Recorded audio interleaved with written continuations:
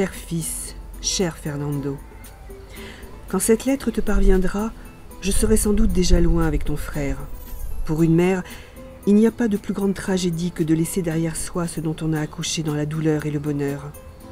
Tu comprendras mon chagrin d'autant plus grand que je prive Andrés de ta présence au moment où il en a le plus besoin. Tu sais comme moi que c'est un enfant spécial. Il a besoin qu'on l'aide et toi il t'admire et t'écoute. Toi seul est capable de calmer ses crises de rage et de l'obliger à prendre ses comprimés. Mais je ne peux plus rester dans cette maison, la maison de ton père, après ce qui s'est passé. Je sais que tu me détestes maintenant. Tu entendras des choses horribles sur moi, elles sont toutes vraies. Je ne peux te mentir. Tu ne comprends sans doute pas pourquoi j'ai fait cela et tu ne le comprendras sans doute jamais, sauf si tu tombes un jour éperdument amoureux et si tu es trahi par cet amour.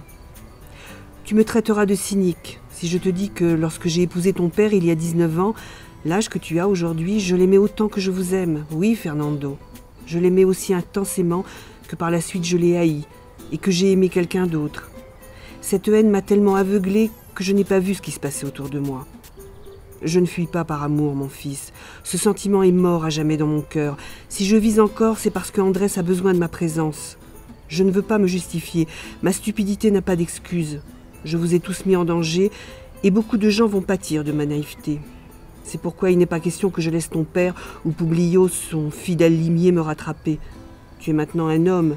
Tu peux prendre tes propres décisions et suivre ton chemin. Tu n'as plus besoin de moi. J'espère seulement qu'un jour, quand le temps aura passé, tu pourras me pardonner et comprendre que par amour aussi, on peut commettre les pires atrocités. Un jour, tu découvriras la vérité en toute honnêteté. Ta mère, qui t'aimera toujours, quoi qu'il arrive, Isabelle. Quelqu'un l'observait. Ce n'était pas le chef de gare. Elle entendit des pas s'approcher, des pas rythmés, lourds. Isabelle releva la tête. Un homme corpulent se planta devant elle, jambes écartées. « Salut Isabelle !»